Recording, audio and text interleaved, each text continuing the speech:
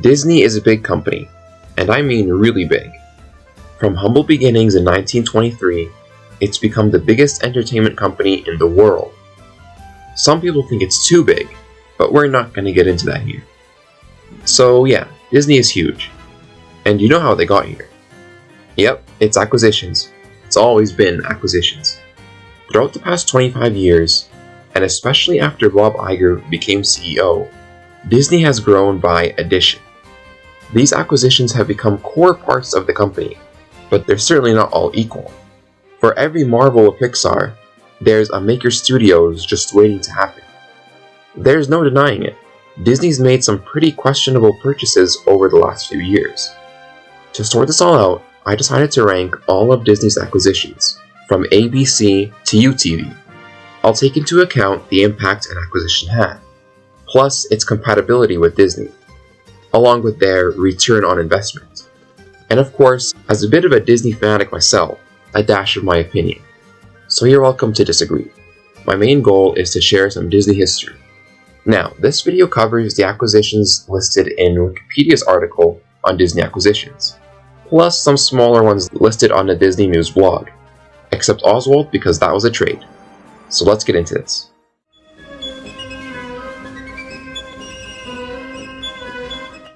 Wide Load Games is one of Disney's least known acquisitions, and as it turns out, it's also the most useless. That's the beauty part.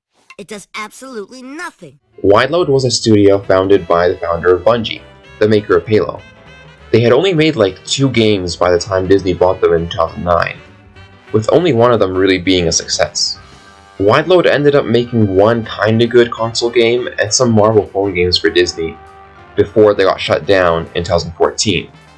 All in all, the Wide Load acquisition had no impact on Disney, and barely anyone knows it happened, let alone remembers it.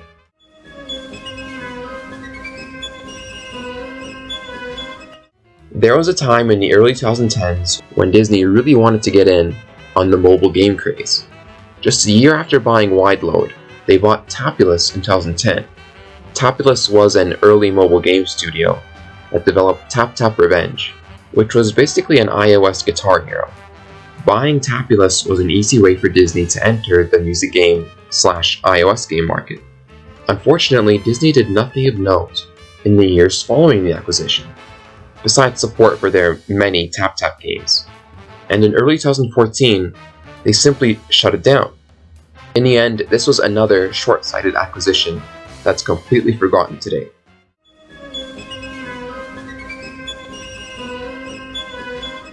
Yes, this is yet another minor game studio, but not just mobile games this time. Playdom made Facebook games. You don't hear much about those today, but 10 years ago, they were the cat's pajamas. These were the Farmvilles and Cityvilles that everyone seemed to play back then. As annoying as they were, they made a lot of money, which is why Disney bought Playdom for $763 million in 2010. Playdom's games had millions of users, so buying it was an easy way for Disney to enter the Facebook game market. And sure enough, Playdom ended up making a lot of Disney Facebook and phone games. But over time, they either shut down or sold their biggest games. And by 2016, the studio was no more. In the end, this acquisition had little impact and might as well have never happened.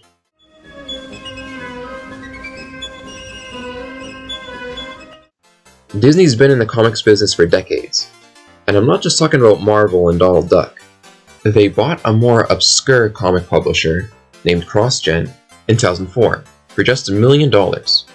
Now, I'll be the first to say I don't know much about CrossGen. Apparently, they were behind a few popular comic series in the early 2000s. But I do know Disney did nothing with the company. In 2010, Marvel tried to revive some of CrossGen's comics, but the new series didn't get much interest, and the brand has been dead since. Like the game studios from earlier, this is a forgotten acquisition. Still, it does get points for execution, since Disney actually tried to revive the series.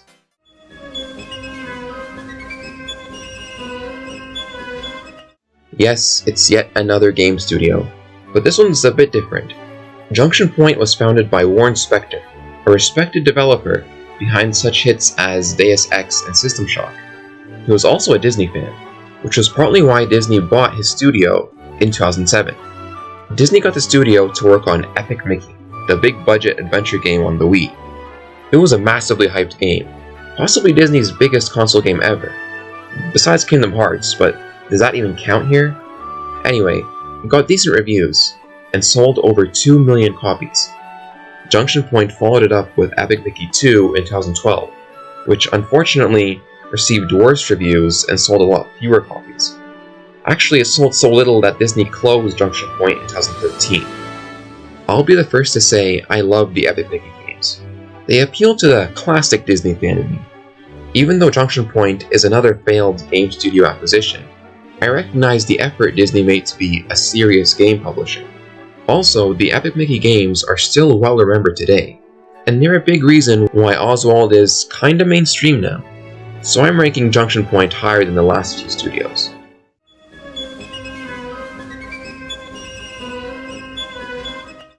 This is where our list gets a little more serious. In the late 90s, the internet was blowing up. Every company had to get in on it, whether they understood the new technology or not. And Disney was no exception. In 98 and 99, they bought two startups, a software company called Starwave for $400 million, and a search engine called InfoSeek for $1.77 billion. Disney combined the two startups into one company, Go.com, launched in 1999. You see, Go.com was a web portal for Disney, ABC, and ESPN News. Now, before making this video, I honestly had no idea what a web portal was. It's a bit before my time. If my understanding is correct, web portals worked like MSN.com does today, a directory in a way. Disney pushed Go.com hard, but the harder truth was, no one really cared about web portals when search engines were a thing. Go.com never got much traction, and was closed in 2001. Disney would use the Go.com domain name for a few more years, but eventually it was dropped, and all that remains today is a landing page.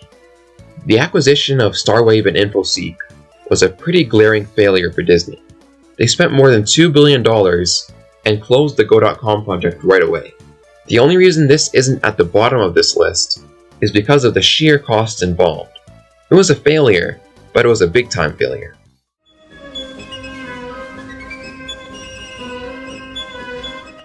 Remember how I said Epic Mickey was Disney's biggest console game?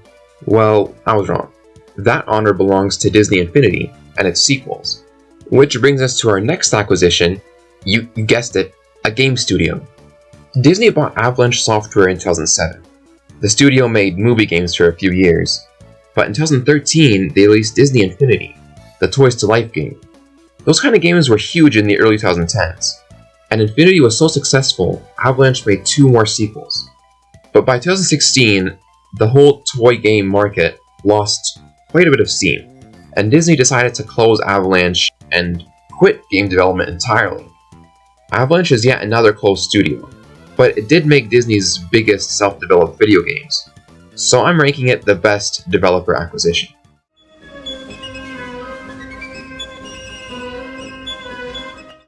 Baby Einstein is what Wikipedia calls an infant entertainment company. It makes toys, books, and other media to help babies and toddlers learn and stuff. The educational material exposed the young ones to the fine arts. You know, Van Gogh paintings and Mozart symphonies, things like that.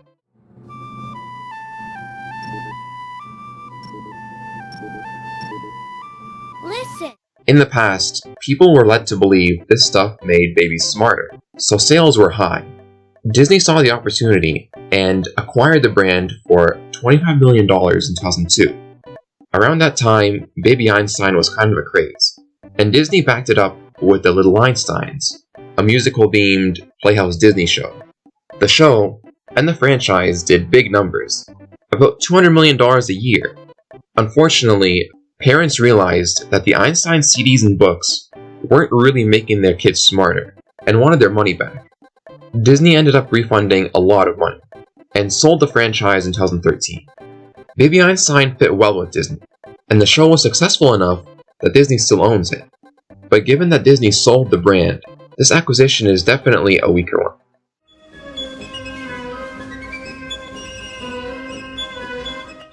There was a time around the early 2010s when multi-channel networks, or MCNs, were all the rage.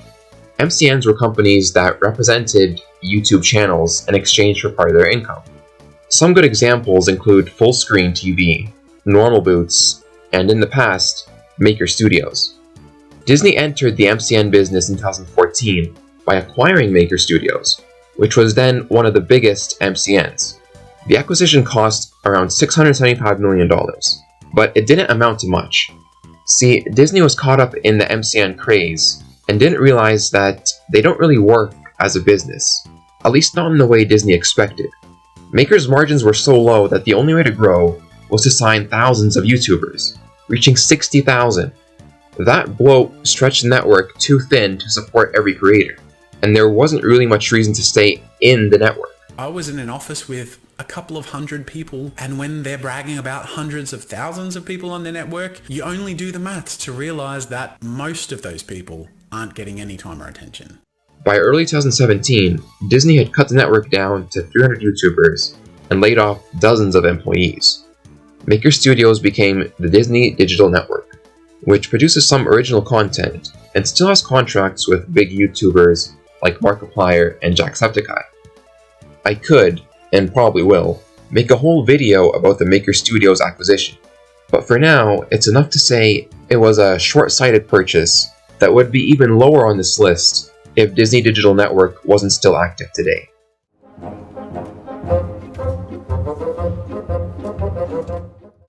As surprising as it sounds, the Disneyland Hotel was not originally owned by Disney.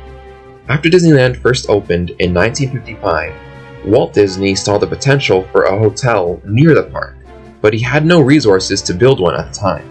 So he made a deal with Texas oil tycoon Jack Rather, wherein Rather would own and operate the hotel with the Disney license. The hotel was a success, and Walt would try to buy the hotel once he had some money, but Jack Rather knew how good he had it. He refused to sell to Disney for decades, but after he and his wife died in the 80s, Disney bought his company, the Rather Corporation, in 1988. Disney finally had control of the Disneyland Hotel, but that wasn't all they got. Rather also owned the Spruce Goose airplane and Queen Mary ship exhibits in Long Beach, California. Believe it or not, these were to be part of Port Disney, a planned resort in Long Beach. Unfortunately, thanks to local NIMBYs, the resort didn't pan out, and Disney ended up selling the exhibits in 1992. The Disneyland Hotel is an iconic part of Disney history. The only reason it isn't higher is because the Port Disney project failed in the end.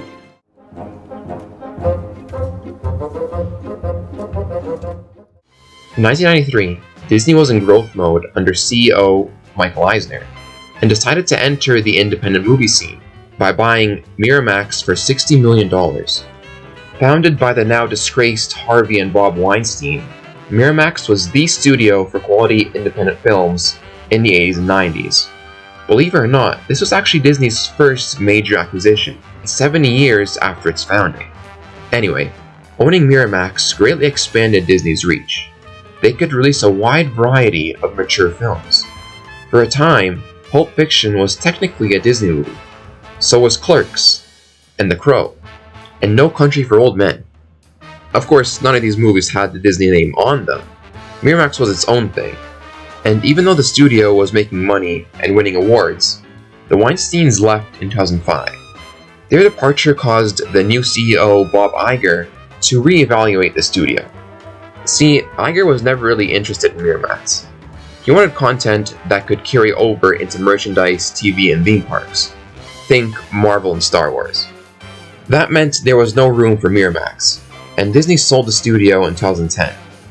On the whole, I think Miramax did a good job expanding Disney's reach, but in the end, the studio was kept far away from the rest of Disney. Today, you wouldn't even know Disney ever owned Miramax, so it's one of the weaker acquisitions.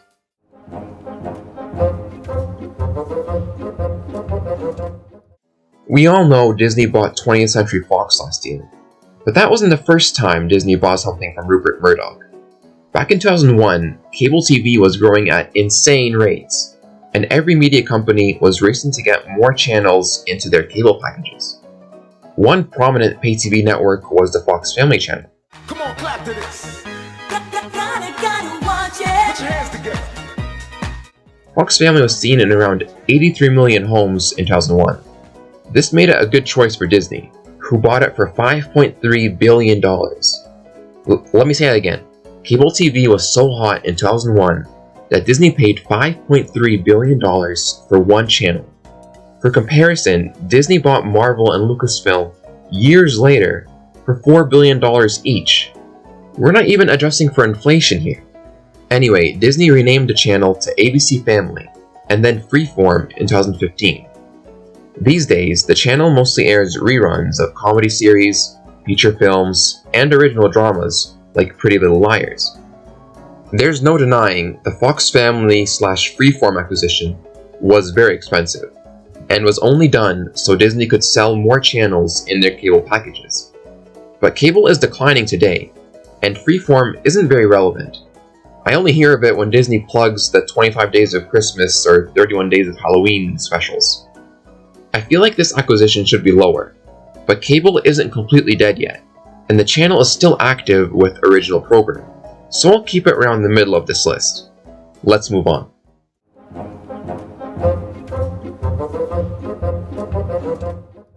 You'd be forgiven if you haven't heard of this.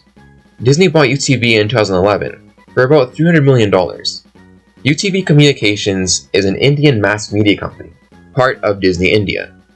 UTV distributes Disney movies in India and runs a few popular movie channels, like UTV Action and the youth-focused Bindus network. I ranked UTV pretty high because of its location. Still, UTV is only a small part of the India division. Most of Disney's strength in the company comes from assets they bought in the Fox deal, like the Star India network and the Hotstar streaming service. So I can't really rank UTV any higher than this.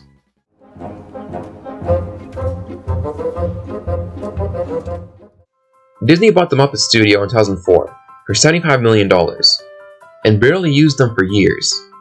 It wasn't until 2011 that they revived the series with the Muppets movie, which led to another movie, and multiple TV series, the latest of which premiered just last month on Disney+.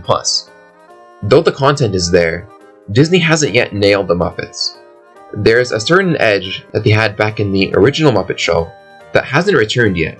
Come to think of it, Disney doesn't even have the Muppet Show on Disney+, which in my opinion is a waste of an opportunity to expose the characters to newer audiences. I've always loved the Muppets, and I think they're a natural fit with Disney, but I realize the company hasn't made the most of these timeless characters. I know this seems a little high on the list, but despite all the shortcomings, Disney clearly tries to make the Muppets work. Occasionally they succeed, and sometimes they fail, but the Muppets aren't going away anytime soon. Plus, I like them, so they're staying at number 11.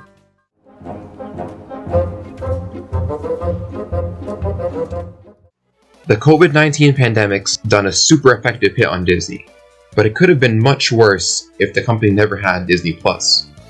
BAMTech is the streaming technology company that built Disney Plus and ESPN Plus. It was originally a division of Major League Baseball, which used it to build the MLB streaming service. The streaming division got big enough that MLB spun it off into a separate company, called BAMTech. Disney bought the new company in 2017 and renamed it to Disney Streaming Services. I'm not going to go into detail about how important streaming is for Disney, at least not in this video. Suffice it to say, BAMTech was a historic acquisition that set the stage for Disney's next big thing, making it an A-tier purchase.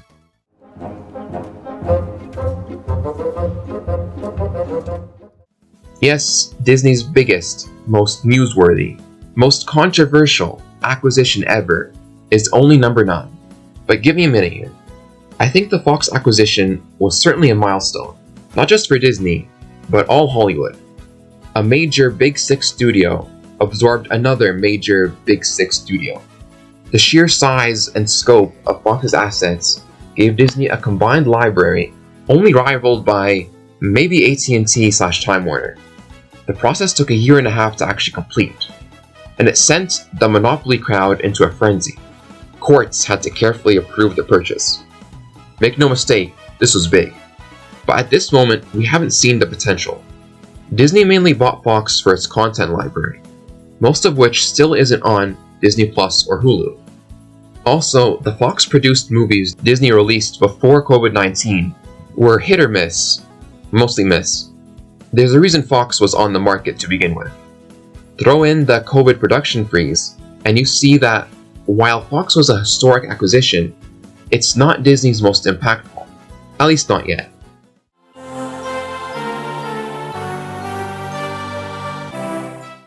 For this double acquisition, we're going way back. In 1952, Walt Disney formed a personal company called Walt Disney Inc. The purpose of the company was to design and engineer attractions at Disneyland and own and operate the transportation at the park, like the monorail, the Mark Twain steamboat, and the Disneyland Railroad. Finally, Walt Disney Inc. managed the use of Walt's own name and likeness. The company became WED Enterprises in 1953, and by 1965, it was so important to Disneyland that it had to be acquired. So that same year, Disney would buy the engineering and design divisions of WED Enterprises, and in 1982, it would buy the transportation division. The three combined divisions are known as Walt Disney Imagineering today. The 1982 purchase also came with the rights to Walt's name and likeness. Yes, the Walt Disney Company didn't own its name until 1982, as weird as that sounds. I admit these don't feel like major acquisitions, but I couldn't ignore the value of the Disney Company gaining full control of Walt's own name, not to mention the Imagineers, so it deserves this spot.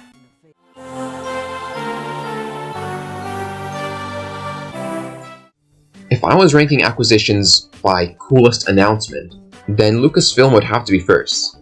With the contract signing picture and the announcement of a sequel trilogy, it was a hurricane of a day back in 2012.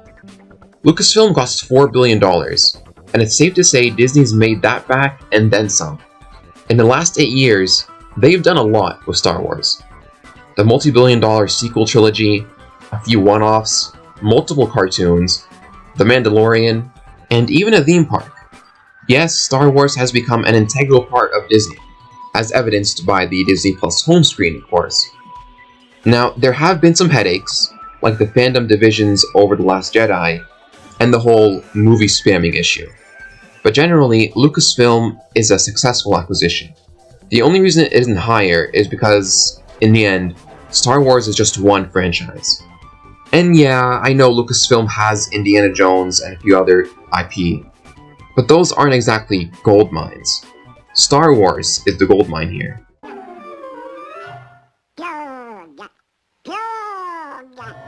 And by itself, it can't measure up to the next few entries.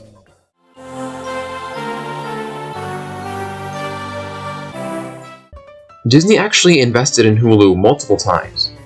The first was in 2009, when Disney bought a 27% stake in the company, which made it an equal partner with Fox and Comcast. Time Warner owned 10%, making Hulu a real Hollywood Avengers initiative against Netflix. For a few years, the four studios owned Hulu in peace, and it gathered over 30 million US subscribers. Then everything changed when Disney bought Fox, giving it majority control. Time Warner was working on HBO Max, so it saw no reason to keep its stake, and sold to Disney. That left Comcast with 33%, and they're selling too, eventually. In any case, Disney basically owns Hulu now, and that's a big deal. They already have a strong streaming presence with Disney+, but Hulu targets a wider audience, and there's tons of popular existing content, like The Handmaid's Tale, for example. Disney will also add the Fox library and upcoming Fox productions to Hulu, making it even more appealing. On the whole, Hulu's sheer potential makes it a top-tier acquisition.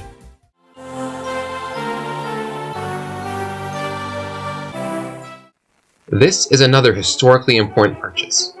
See, Walt Disney actually started Disneyland as a personal company, because there was no way the studio would agree to build a random theme park. However, the studio did pitch in though. Walt sold a stake in the park to the studio, and another stake to Western Publishing, the studio's longtime book/comic partner. He sold a third stake to ABC in exchange for producing the Disneyland TV show for the network. Walt Disney's Disneyland. When you Finally, he kept about 16% for himself. To all who come to this happy place, welcome. Disneyland is your land. Of course, Disneyland turned out to be a major success, so the Disney studio had to own it all at some point. In 1957, the company bought out Western Publishing and Walt himself. Then, in 1960, Disney bought out ABC for $7.5 million, giving it complete ownership of the park. There ain't much more I can say here. Disneyland is Disney. The company had to own it, and these acquisitions did the trick.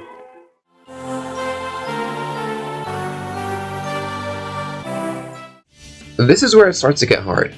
I feel any of the next three could be the best, but I'm pretty confident in the final order I chose. From a business sense, the Marvel acquisition was a masterstroke. Disney was always weak in the boys' demographic, so Marvel was the perfect solution. Yes, after Disney bought it for $4 billion, it took over the world pretty much. It produces the world's biggest movie series, it sells massive amounts of merchandise, it's making its mark in theme parks, and it's grown the Marvel fandom to unreachable heights. Disney's made over $18 billion on the MCU alone. Think about that. Without accounting for the merchandise or comics or TV series, Disney still made a massive profit off Marvel, and that's just financial.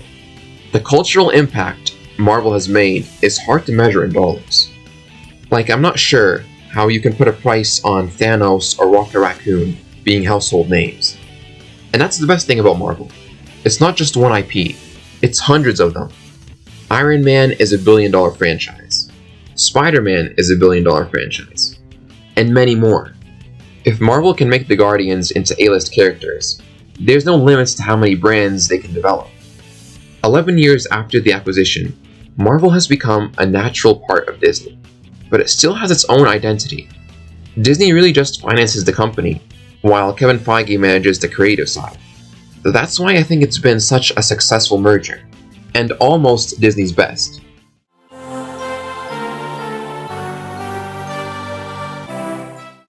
Marvel might be Disney's most profitable acquisition, but Pixar is its most seamless, and as it happens, my favorite.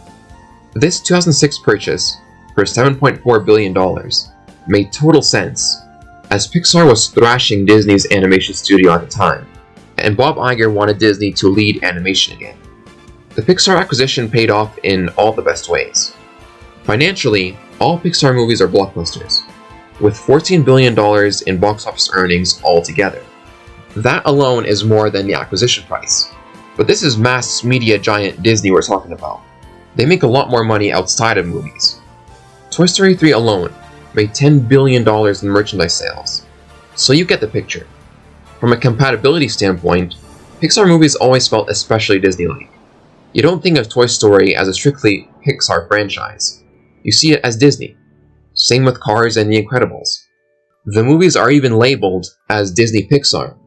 That's a level of integration you don't really see in the other acquisitions. Now, this all isn't to say Pixar lost its way.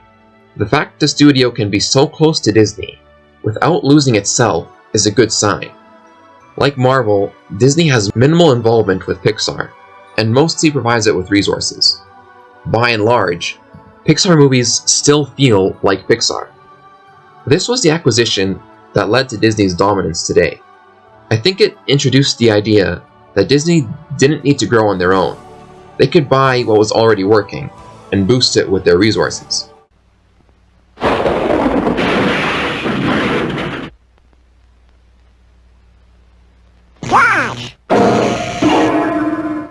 Marvel and Lucasfilm were good examples of this kind of acquisition, but Pixar has become one with Disney, and that gives it an edge. So why isn't it number one?